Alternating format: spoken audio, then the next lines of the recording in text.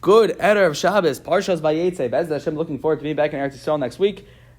This week's Parsha, again, has always a trillion things you could talk about. Trillions. As I say every week, trillions. But something stood out to me on a more personal level this week, and I think that we can learn something tremendous that Hashem is trying to teach us and telling us in such a fundamental thing. And I can tell you, I'm going to tell you a little bit of personal experience I've had. The Torah teaches us everything, not just the stories, not just halacha, but even business. Everyone wants to know business, right? Everyone wants to know how to see the business. Great. We found some aids on the Torah. If you look in Parak Kov Tes, Pasuk Yud Ches, Vayev Yaakov es Rachel, Vayomer Avdecha Sheva Shanim Beracha Bitcha Ktana. It says that Yaakov loved Rachel. Yaakov fell in love with her and he wanted to work for her, right? So Yaakov said to Lavan, we know the story, that he said, Sheva Shanim Berachel, for 7 years I'm going to work for Rachel, and then Bitcha Haktana, your daughter, Haktana, your youngest daughter.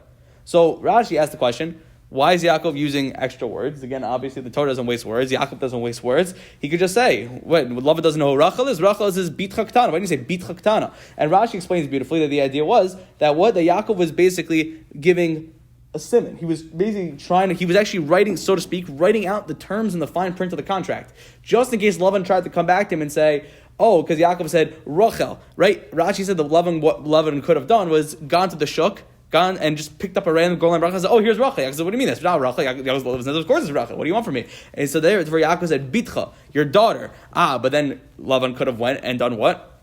Taken Leah, right? So Yaakov said, Bitcha Ktana.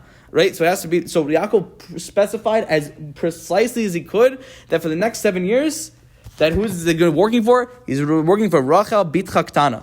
And what does Rashi say at the end over here? Right, V'Shema the right. We said V'Afa Pikein Lo Hoyel Shari Ramayu. Right, at the end of the day, ultimately all of this still didn't work. The amount of fine print in the contract didn't work. It didn't work.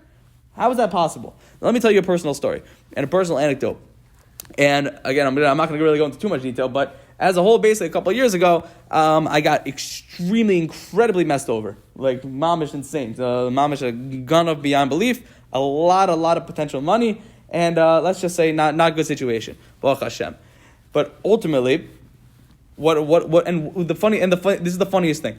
Every time I told this story to people, again, when I tell the story, almost everybody says the same thing back to me, which is a very cute response, which is, how do you do that? Didn't you have a contract? Didn't you have something contract? And I'm like, yes, of course I had a contract. And in fact, the contract was actually very specific. I actually took 5 months to get the contract done. But ultimately, you want to hear something crazy about this world and something that you have to know about this world, understand that's sick about this world? It doesn't matter how many words you put in a contract.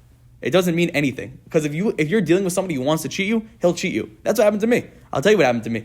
There was one little line in the contract that he was able to finesse and manipulate and completely messed over the entire thing. Terrible. Only a real ganav, only someone with the real intention of stealing could do that. So what do we see? So Rashi is basically bringing out that point here, that ultimately, at the end of the day, Yaakov did everything he could within his ishtadlus. Did everything within his ishtadlus. So what happened? And what happened next? And this is where we see as the story continues. And I want to bring out a beautiful point that Rav Ami says in the Gemara in Tainus, that it says in the Gadata over here, that the Gemara says, and it brings a story, but it says, right, look how great people who do business honestly are. Minayin, how do we know this? Mechuda vebor, from the story of the Chuda and the Bor. And from the story of, you believed in the weasel and the pit, which I'll explain in a second. Kach ma'amin akash baruch hu, I'll call achas kam v'kama. So what do we see? This is the story that Tosas and Rashi bring down. This story that basically there was once a guy, and this dude was walking, and he heard some screaming from a pit. And he walked over to the pit, and sure enough, he saw a girl stuck at the bottom of the pit. She fell into the pit. And the guy says to the girl, he says, okay, I'll rescue you from the pit on condition that you marry me. She says, all right. Seems like, very interesting, beautiful way of if people have problem with the shidduch system nowadays. I don't know what was going on back then. But anyways, he said to her, okay, great. Let's do it. And she said, yeah, but who's going to be our witness to this deal? And he said, oh, you see that weasel? There was like a little rat in the hole. He said, the weasel and the pit. That's our witnesses. Okay, fine. Very nice. Picked it up. Great. They went their separate ways and they were going to reconvene and do whatever. So she kept her promise. And what did he do? He went and married another woman. And what happened? All of a sudden, he had 2 children with this woman. And one child died, got bit by a weasel. And that's like a very not normal death. That's like a very out of the ordinary way to die. And the other kid fell into a pit.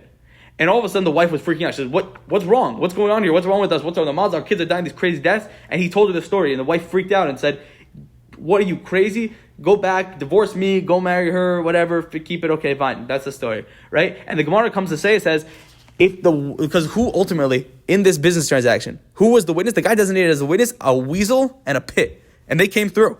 The weasel came through. The weasel killed, right? That was why his kids were killed. They were good. They were good Eidim. They were good witnesses. And the Gemara says, Al achaz kama v'kama HaKadosh Baruch Hu.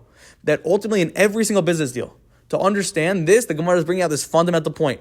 And now you could see it so clearly from the story of Lavan. You could bring it out to the story of Yaakov. That you can put your trust in any contract you want. You could put your trust in any aid that you want. You could put your trust in any boss you want. The only aid that counts is HaKadosh Baruch Hu. Literally. There's nothing else you can do. I'm telling you right now. We're learning the parak, we're learning Bav Mitzvah and Yeshiva. And the guys have such a fundamental problem with the entire first parak. And I completely understand it. And we keep on going back to this question, which is every possible theoretical thing, because the whole point is all about basically situations of somebody's a ramai, someone wants to cheat somebody. And then ultimately, how do we reconcile it? And the guy, what's so hard for people to wrap their heads around about the first paragraph of Mitzvah is that the whole point of it is an acknowledgement that people are going to mess each other over. And that the whole point is we're trying to figure out how to minimize the loss of the good person. It's an acknowledgement. It's an acknowledgement that people, there is a Yitzhak Hara and there are really bad people in this world. And ultimately, the only place that we could turn to is HaKadosh Baruch Hu. Al achas kam v'kam, then the bar and the choda. So ultimately, when you live your life in business, when you get messed over in every single turn, the only way you're going to find happiness and you're going to be able to take this at peace is if you have Hashem with you. And you can see as the Parsha continues, and the proof for that is you see from Leah. Leah continues on, and all of a sudden, what she went through so much pain and so much suffering. And what does she name her kids? She named her kids Ruveni, right? Ruveni, Hashem ra'uasi. Hashem saw me in my pain. Even after all this suffering, Shimon, Shemauti, right? Hashem heard me. Hashem heard my pain, right? That ultimately Leah sees that even after this whole messed up transaction, Leah was the victim of this messed up deal, messing someone over, and ultimately this could have easily been the worst situation in the entire world history. I mean, there's nothing good about it. And what is this? Your father messed you over, did a dirty deal, messed over your husband hates him. What's going on here? But ultimately, she turned to HaKadosh Baruch Hu and Yaakov too, and from them came the 12 Shvatim. Only put your trust in Hashem. There's no point in putting your trust in anybody else because it's not going to happen. You got to do your ishtadlus. You got to write the contract. You got to put every piece you can. But ultimately, at the end of the day, when the guy messes you over, if the chas v'shalom, but if it happens, you just keep going. You keep going. You say, thank you, Hashem, and keep going. I can tell you right now, I wouldn't be in Eretz Yisrael. I wouldn't be here with you guys speaking this one out if this situation didn't happen to me. And if I would have just kind of fallen into that pit of depression, I wouldn't be here. So, Be'ez Hashem Shkoyach, we should have much success and be able to see the truth and see the emes of what HaKadosh Baruch Hu is trying to show us constantly. And Hashem is the only witness that we need to rely on. And we need to put Daven and put our trust in Him. Be'ez Hashem Shkoyach, we should see success.